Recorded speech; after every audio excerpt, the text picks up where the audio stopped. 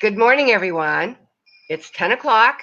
I'm Connie Myers, so this must be to 70 and beyond. And what an exciting week it's been for me. I'm coming down to the final stages of my certification, crisis knowledge management certification. The courses are all written, they're being uploaded and edited as we speak. And I got the book for the consumer course finished this week. It's called Disasters in You, Hurricanes to Pandemics, What You Need to Know. And I'm really excited about it because this has been a vision of mine for ever since I was doing FEMA inspections way back in the day. So to have the book, it's not edited yet, but it'll be edited and published hopefully next week. So I'm super excited about that. So stay tuned. So last week, I talked about the importance of having a resilient mindset during disasters. And there's all types of mindsets. I think I covered most of them. I went through most of them last week. But this week, I want to talk about the survival and the persistent mindset. And at times, we need all of these. So for me, survival mindset was very important this week because you know how sometimes when you get to the end of a project, you just want it to be done. Now that's pretty much where I am with this whole. I've written over 1,000 pages of workbook information, over 400 PowerPoint slides I've put together. The book is probably going to be about 80 pages. There's a consumer course that I've written, and I've done 3 webinar content and actually given 3 different webinars. So it's been a very, very busy time, and I did survive. My fingers are a little worse for wear. I think they're like a quarter of an inch shorter after all the typing. But anyway, I did survive, and I not only survived, but I thrived. As I'm completing this project and getting ready to go out and talk about it to the world, I am so grateful. I'm grateful for having friends that let me stay at their house so I was not bothered by anything. I can't write when I'm at home because there's dishes in the sink, or this needs to be dusted, and I get sidetracked because my brain doesn't focus in on what I'm writing. So I have good friends that let me come and stay with them. Persistence, well, you might call it stubbornness on my part, but persistence was really critical for helping me get through all of this. So I wanted to talk to you about surviving and persistence. This is part of this is taken from my course, my second course called Survival, Mindset, Leadership, and Communication. That's in the certification course. So what kind of mindset is a survival mindset? It provides strength, refuses the victim mentality, is adaptable, and an attitude that we can do this. Just like we survived the COVID-19, and hopefully you survived and came out better than you were before. That's being resilient. And survival is also diversity, being open-minded. And boy, do we need that right now. Persistence is observing the possibilities, having an attitude that you're going to keep going even when there's pitfalls and things that stop us, having willpower, and manifesting your vision. That's what this has been all about for me, is manifesting my vision and creating success. So for me, creating success is being able to offer the world something. My vision for 5 years from now, when you get finished with one vision, you have another vision that shows up, otherwise you're dead. So my vision for everything that I've created and for the team that I've put together is to take the 16% of people in the country that are prepared, which I've said over and over again, I believe that's very high. I don't believe there's that many, to 25%. If I do that, take 16% to 25%, I will have increased the number of people that are prepared for natural as well as man-made disasters by 30 million people. So I have a big goal and a big vision of how this is going to happen in 5 years. But I believe with everything I've created that and joining forces with people of like mind, I totally believe it's possible. So I've got a couple questions for you. First of all, let's talk about survival mindset. So the coronavirus is a really good example of survival. So during this period of time, did you show strength? Did you have a victim's mentality? Sometimes we go to being a victim because it's like, okay, I can't do this anymore. But if you did, how did you change that? Are you adaptable? Are you flexible? This is a time when, boy, you really got to be flexible and creative and innovative. And just look at all the wonderful ideas and ways people are doing things these days that were different just 4 months ago. So, do you have a positive attitude? The only time during this last 4 months that I did not have a positive attitude was when I was writing the module on insurance and how disasters are affecting insurance. And I had to look long and hard to find something to put into my cup to make it half full. It was pretty much half empty, the entire module. Do you consider yourself open to diversity? Are you open to new ideas and new innovations? Those are all really, really critical for all of these. So here's some things that you can do to, first and foremost, breathe. Stay present. Take 1 to 2 minutes every couple hour or every 2 hours to just stop and breathe. It might seem like you don't want to do it because you haven't done it in the past, but when that becomes a habit, and I've had to really work on that because I get drilled into something, and I was writing, and somebody have to remind me I need to move a little bit. Take 5 minutes to take a walk or do small, easy exercises like stretching every couple hours. Don't be afraid to ask for help. That's a biggie. We think maybe we can do this on our own. Focus on one thing at a time. There is no such thing as multitasking that works. So focus on one thing at a time.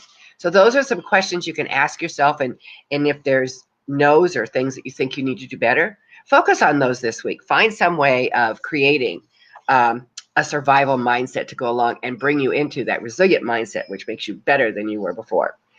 Now, I have a wonderful friend. Her name is Bernice Ross, and she wrote this book called The PQ Factor. And P stands for persistent factor. So I took this from her book. If you haven't read it, it's available on Amazon.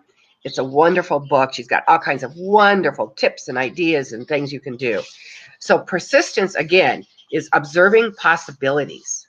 So the coronavirus has been a great way for us to look at and go, okay, how can I persist through this, and how can I provide and make and change things so that it works really well?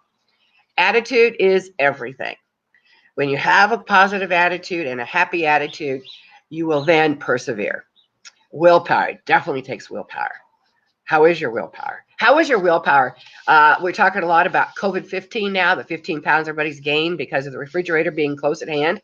How is your willpower on that one? I know mine wasn't very good. Manifesting. This is my hot button. Manifest, manifest, manifest. You can manifest. You can't, but you have, I've said this before, you cannot go to a vision. You must come from it. And in order to come from it, you must become it. So it has to already happen. It has to already be there. I had to see this book. I saw this book for, at least 15, maybe 20 years. I've had this book in my head. And finally, sometimes when you manifest something, it happens right away. Sometimes it takes a few years. My very dear friend Leticia, she's opening up her 3rd restaurant. She came to my very, very first retreat in Mexico. She's opening up next month her 3rd restaurant. So I'm super excited about that. And what does that do? That creates success. I believe that changing people's lives and helping them be prepared is going to be the greatest success of my life. So in her book, she has a really cool exercise. It's actually from MLP practitioners, and hopefully the wind will not blow my paper away here. I'll put something on it.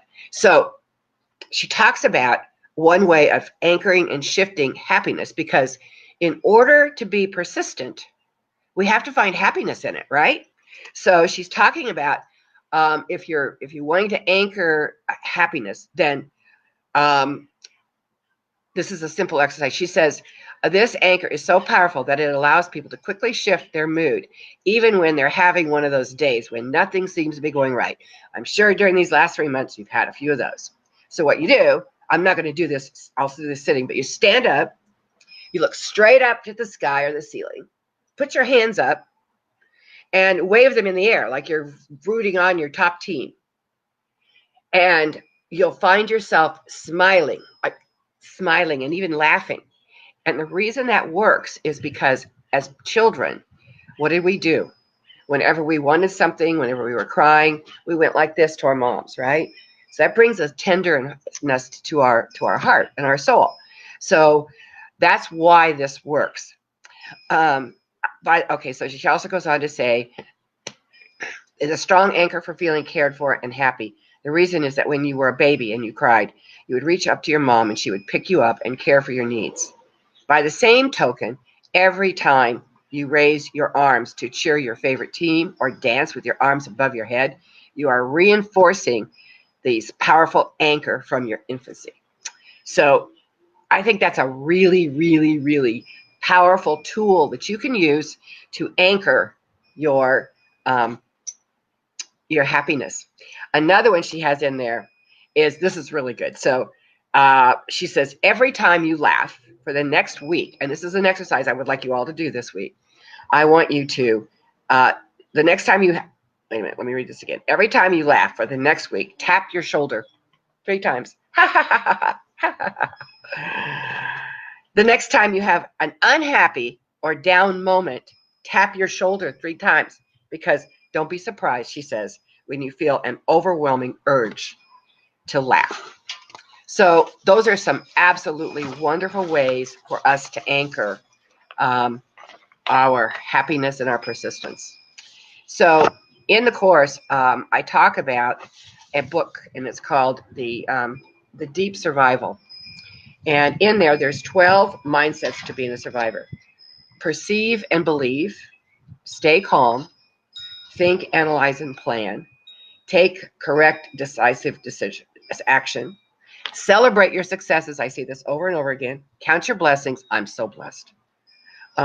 Play. Find something to laugh about every day. See the beauty. Find something in everything that you're doing. What is the gift? What is the opportunity? A crystalline moment. Believe you will succeed. You have to believe it or you won't. Surrender. Once you have set up that vision, let it go and let it happen. Listen to your inner voice. Do whatever's necessary. Be persistent and never give up. Be persistent. So here's some quotes she had, which I really loved. Thomas Edison. Genius is 1% inspiration and 99% perspiration. That's Thomas Edison. Benjamin Franklin. Energy and persistence conquers all things. Napoleon Hill, one of my favorite people to read about. Patience, persistence, perspiration make an unbeatable combination. Well, here in Las Vegas, it's getting into our hot season, so there's going to be plenty of perspiring going on. And then L. Ron Hubbard. A little persistence, a little more effort, and what seemed hopeless failure may turn into glorious success. And that is the secret to it all. So I'm going to end this with a cute little video of some kitty cats that are showing, or a kitty cat that's showing persistence. So let me bring it up.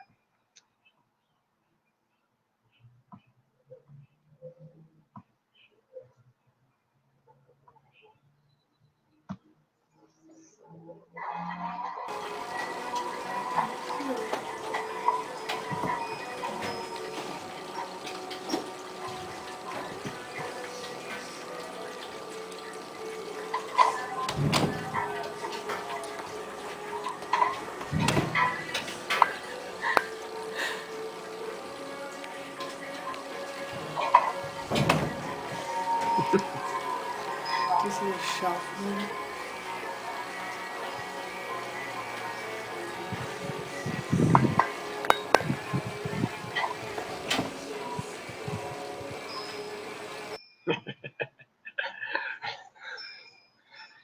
Okay, that is persistence.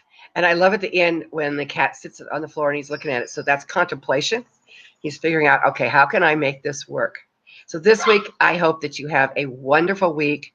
Try the tapping of the shoulder when you're laughing. And then when you're not feeling so good, just tap your shoulder and just watch what happens. All right. Love you all. Have a beautiful week. Can't wait to come back to you next week. We're going to be talking about growth and fixed mindsets next week. Talk to you then. Bye now.